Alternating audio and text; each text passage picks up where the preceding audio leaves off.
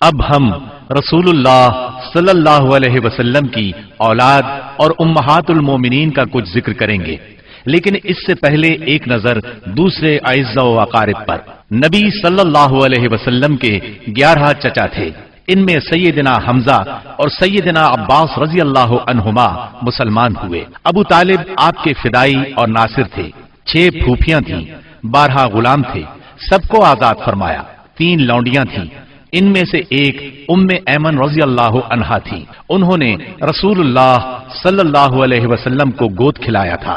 آپ صلی اللہ علیہ وسلم ان کی بہت عزت کرتے تھے۔ رسول اللہ صلی اللہ علیہ وسلم کی اولاد کی تعداد میں اختلاف پایا جاتا ہے۔ متفق علیہ روایت کا خلاصہ یہ ہے کہ آپ کی اولاد کی تعداد 6 ہے۔ قاسم، ابراہیم، زینب، رقیہ، ام کلثوم اور فاطمہ رضی اللہ عنہم۔ اعلان نبوت سے پہلے نبی اکرم صلی اللہ علیہ وسلم نے سیدہ خدیجہ رضی اللہ عنہا سے نکاح فرمایا۔ ان کے ہاں سب سے پہلے قاسم پیدا ہوئے۔ یہ نبوت سے 11 سال پہلے پیدا ہوئے۔ انہی کے نام کی مناسبت سے آپ کی کنیت ابو القاسم تھی۔ آپ اس کنیت کو بہت پسند فرماتے تھے۔ صحابہ کرام رضی اللہ عنہم بھی عام طور پر آپ کو ابو القاسم ہی کہتے تھے۔ قاسم 2 سال تک زندہ رہے۔ ایک روایت کے مطابق 1.5 سال اور ایک قول کے مطابق انہوں نے چلنا پھرنا سیکھ لیا تھا۔ مطلب یہ کہ آپ کے ہاں سب سے پہلے قاسم پیدا ہوئے۔ اسی طرح سب سے پہلے انتقال بھی انہی کا ہوا۔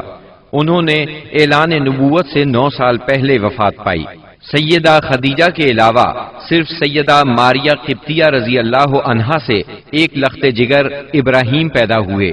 ان کے علاوہ کسی اور زوجہ محترمہ سے آپ کی اولاد نہیں ہوئی۔ آپ کے دوسرے لخت جگر ابراہیم جمادی الاول 9 ہجری کو پیدا ہوئے۔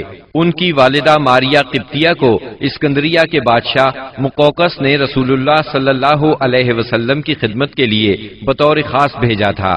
ابراہیم نے 10 ہجری 29 شوال کو 17 یا 18 ماہ کی عمر میں انتقال کیا۔ سیدہ خدیجہ رضی اللہ عنہا سے نکاح کے 5 برس بعد سیدہ زینب پیدا ہوئیں۔ اس وقت نبی صلی اللہ علیہ وسلم کی عمر مبارک 30 سال تھی۔ گویا جب اعلان نبوت ہوا سیدہ زینب رضی اللہ عنہا 10 سال کی ہو چکی تھیں۔ یہ بھی اپنی والدہ کے ساتھ ہی ایمان لے آئیں۔ ان کا نکاح ابو العاص بن ربیع سے ہوا۔ یہ ان کی خالہ حالہ بنت خویلد کے صاحبزادے تھے۔ سیدہ حالہ بنت خویلد اور سیدہ خدیجہ دونوں سگی بہنیں تھیں۔ سیدنا ابو العاص مسلمان ہونے سے پہلے بھی تاجر تھے، دولت مند تھے اور امانت دار تھے۔ اعلان نبوت ہوا تو کفار آپ سے دشمنی پر اتر آئے۔ چنانچہ انہوں نے ابو العاص سے کہا کہ سیدہ زینب کو طلاق دے دیں، لیکن انہوں نے کفار کا مطالبہ ماننے سے انکار کر دیا اور کہا میں زینب کے بدلے میں قریش کی کسی عورت کو پسند نہیں کرتا۔ ابو العاص اگرچہ اس وقت تک مسلمان نہیں ہوئے تھے، پھر بھی انہوں نے سیدہ زینب کو طلاق نہ دی۔ اسی بنا پر نبی کریم صلی اللہ علیہ وسلم نے ان کی تعریف فرمائی۔ یہ غزوہ بدر میں گرفتار ہوئے۔ انہوں نے اگرچہ لڑائی میں حصہ نہیں لیا تھا، لیکن مشرکین کے ساتھ آئے ضرور تھے۔ قیدیوں کو چھڑانے کے لیے ان کے عزیزوں نے معاوضے ارسال کیے۔ سیدہ زینب رضی اللہ عنہا نے اپنے خاوند کو چھڑانے کے لیے اپنا ہار بھیجا۔ یہ ہار انہیں سیدہ خدیجہ رضی اللہ عنہا سے ملا تھا۔ اس ہار کو دیکھ کر آپ صلی اللہ علیہ وسلم کی آنکھوں میں آنسو آ گئے۔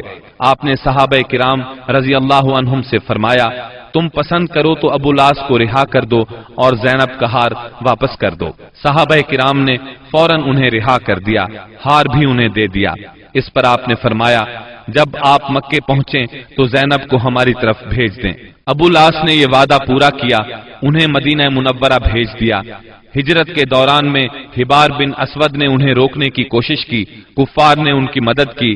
اس کشمکش میں سیدہ زینب زخمی بھی ہوئیں، تاہم آپ مدینہ منورہ پہنچ گئیں۔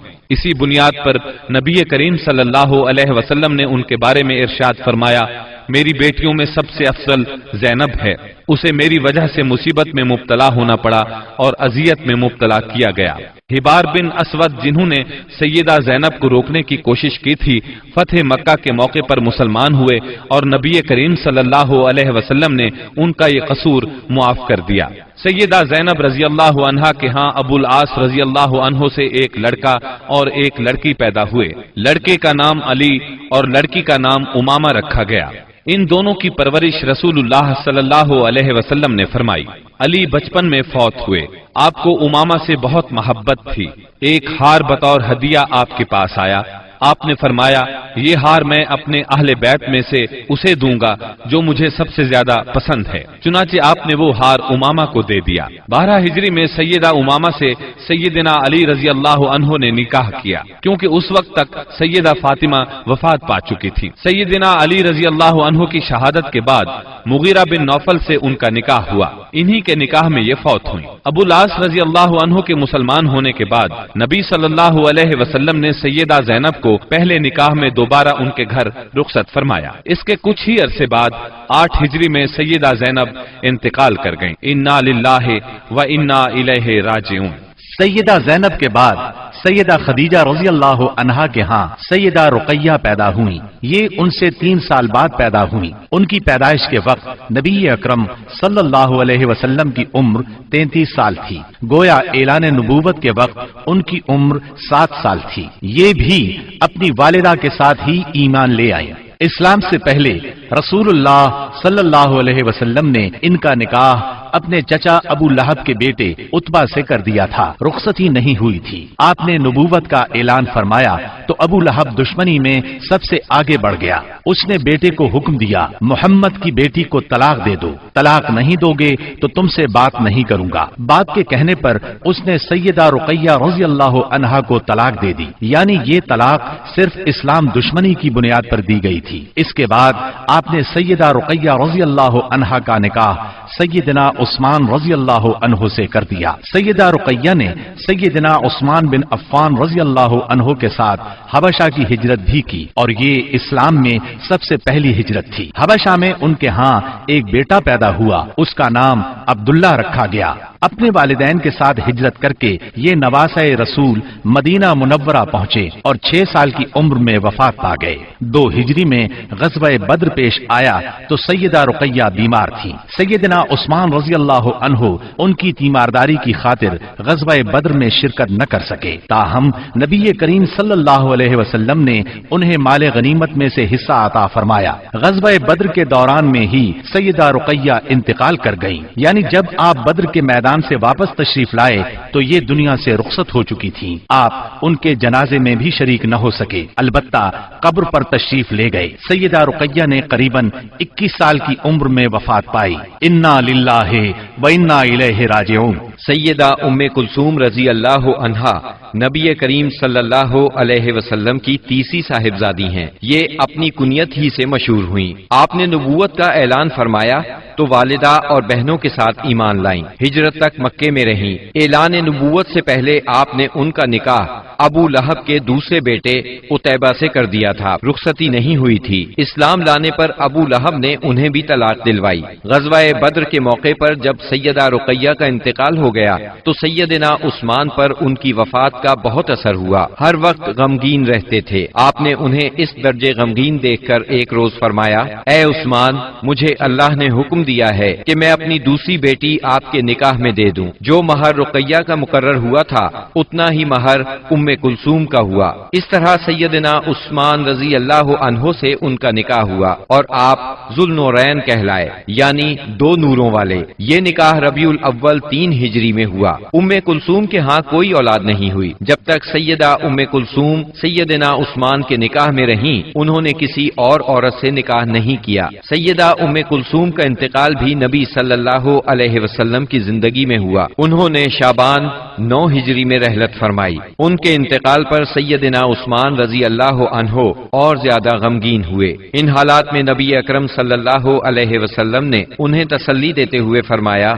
अगर मेरे यहाँ 10 बेटे بیٹیاں بھی ہوتی تو میں یکے بعد دیگرے عثمان کے نکاح میں دے دیتا۔ نبی کریم صلی اللہ علیہ وسلم کی چوتھی بیٹی سیدہ فاطمہ رضی اللہ عنہا تھی۔ آپ سب سے چھوٹی تھیں۔ آپ نبوت کے پہلے سال پیدا ہوئیں۔ آپ کی چال ڈھال رسول اللہ صلی اللہ علیہ وسلم سے بہت ملتی جلتی تھی۔ صرف یہی نہیں بلکہ اٹھتے بیٹھتے اور ہر بات میں سیدہ فاطمہ سے زیادہ آپ کے مشابہ اور کسی کو نہیں دیکھا گیا۔